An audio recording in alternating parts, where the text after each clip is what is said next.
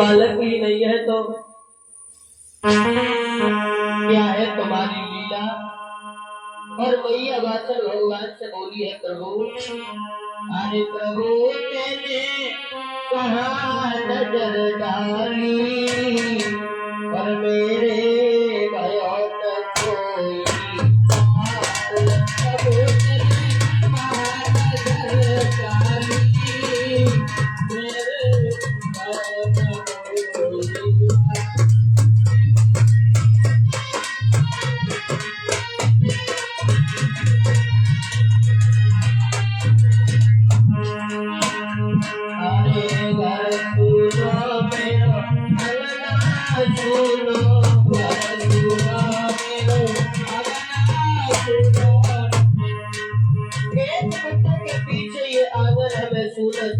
दिखाई देता है और भैया बोली है, अरे घर सुनो मेरो अंगना सुनो, घर सुनो मेरो अंगना सुनो, भारी तो खवायो मोरे दूलो, भारी तो खवायो मोरे दूलो।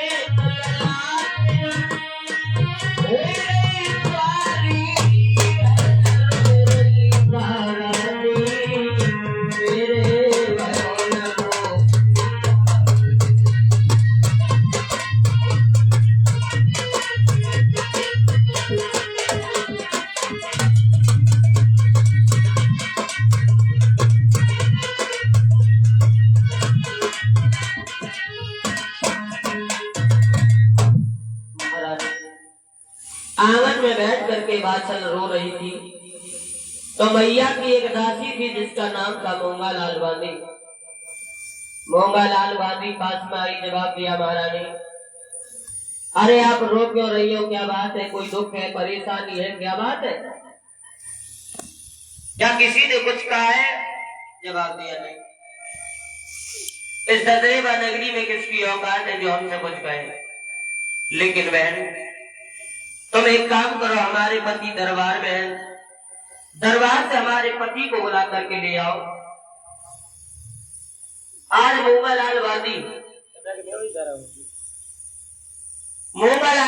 महाराज देवर सिंह को बुलाने के लिए दरबार में जाती है। और ऐसा ही नहीं भैया,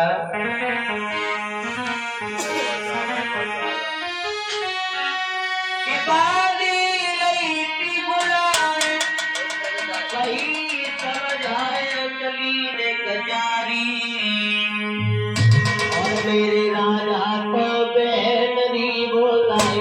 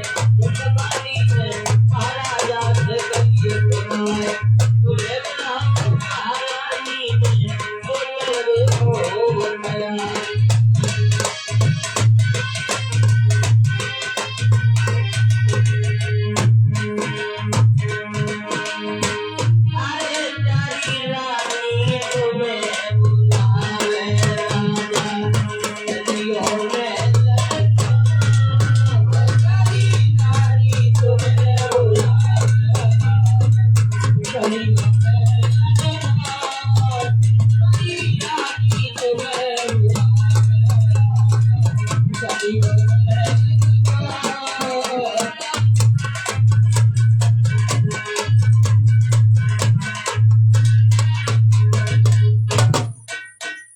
मूंगा लाल वादी जेवर सिंह के दरबार में पहुंची। जवाब दिया, महाराज आप तो दरबार में बैठे हो, लेकिन तुम्हें कुछ मालूम है तुम्हारे महलों में क्या हो रहा है? क्या हो रहा है वादी? ये तो हमें नहीं मालूम कि क्या कह दिया, क्या हुआ, ये हमें नहीं मालूम, लेकिन हम इतना जरूर जानते हैं कि तुम्हारी पत्नी बाछल बुरी तरीका से रो रही है। आप शीघ्र महलों को चलो, वरना अनर्थ हो सकता है। महाराज जेवर सिंह ने दरबार को बर्खास्त किया और वादी के साथ महलों में पहुंचे। पत्नी ने अपने पति को आते देखा, बड़ा सम्मान किया, दीपक जलाकर के सम्मुख खड़ी हो गई, आरती का थाल सजा लिया। पति का उदास चेहरा देख करके भावनी कहने लगी, महाराज जब तुम आंगन में आया करते थे तुम्हारा चेहरा फूल की तरह खिला हुआ नजर आया करता था, लेकिन आज ये को मिला काय को राय, आप उदास क्यों हो महाराज? हर पल कलियों से खिलते थे, हर बात पर तुम मुस्कुराते थे, जब जब आंगन में आते थे तुम हंसते और हंसाते। महाराज आज आप उदास काय को हो? कि काहे मनहीन ए राजा, काहे मनहीन ए राजा, काहे मनहीन ए राजा, काहे मनहीन ए राजा,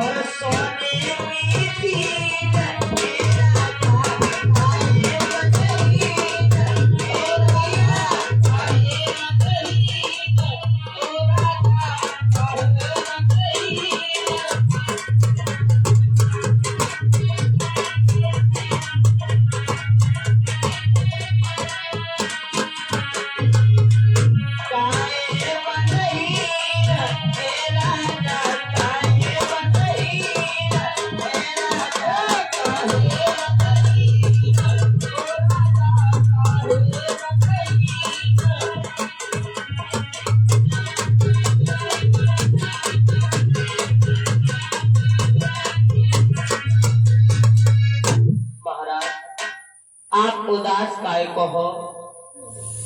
बादशाह ने जो इतने शब्द कहे, राजा कहने लगे, रानी पहले आप बताओ कि आप रो काय को रही थी? रानी बोली, महाराज मैं तो इसलिए रो रही थी कि हमारी तुम्हारी शादी को 12 साल हो गए, लेकिन आज तक अभी तक खुशी के बाजे हमारे तुम्हारे आंगन में नहीं बजे। बस इसी बात की चिंता में महाराज, ना हमें खाना अच्छा लगता है, ना पानी अच्छा लगता है। दुनिया भर के लोग तुम्हें निर्वंशी कहते हैं, हमें पांच बताते हैं। आप हमारे कहने से काम करो ना। क्या काम करें बोलो? आप हमारे कहने से आप दूसरी शादी कर लो। हो सकता है कि 100 आने के बाद में उसके द्वारा कोई बालक जन्म ले ले, जिससे तुम्हारा नाम चल जाए।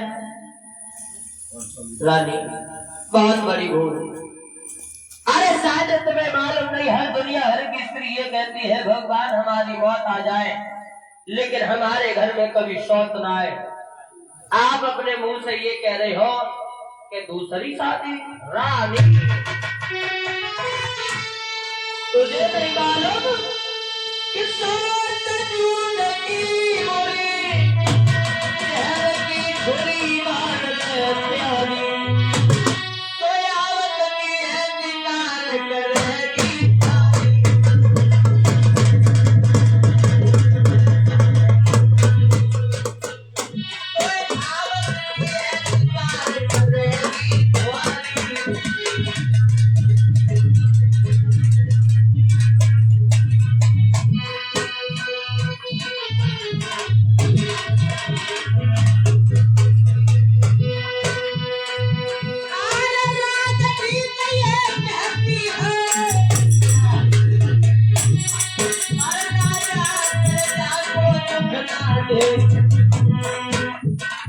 और ये नारी आपस में कहती है हमें मौत मिले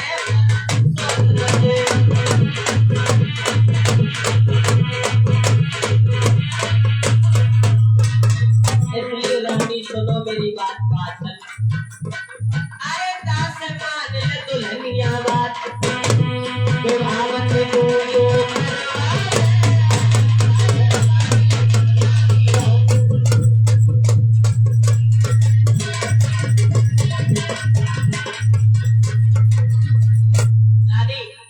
हम अपनी दूसरी शादी कभी नहीं करेंगे। तुम्हारे दिमाग में कोई दूसरा उपाय हो तो उस उपाय को बताओ, हम जरूर पूरा करेंगे। रानी बोली महाराज आप अपनी दूसरी शादी नहीं कर रहे तो एक काम करो, एक पत्र लिखो पत्र, और उस पत्र में लिखवाओ मालूम है क्या, हमारी तुम्हारी शादी को 12 साल हो गए, आंगन में कोई खुशी के बाजे नहीं बजे, और ये पत्र लिखवा करके काशी के ब्राह्मणों के पास भिजवा दो, और जब हमारे कुल पुरोहित ब्राह्मण आएंगे तो हम उनसे अपनी हस्तरेखा दिखवाएंगे सुनील भैया, और हम दिखवाएंगे अपनी कि आने वाले समय पर हमारा इस दुनिया में कोई नाम लेने वाला कोई पैदा होगा या नहीं, ये भी पूछेंगे। और कुल पुरोहित ब्राह्मणों के पास महाराज ने एक पत्र लिखा, कैसा लिखा है महाराज ने, अरे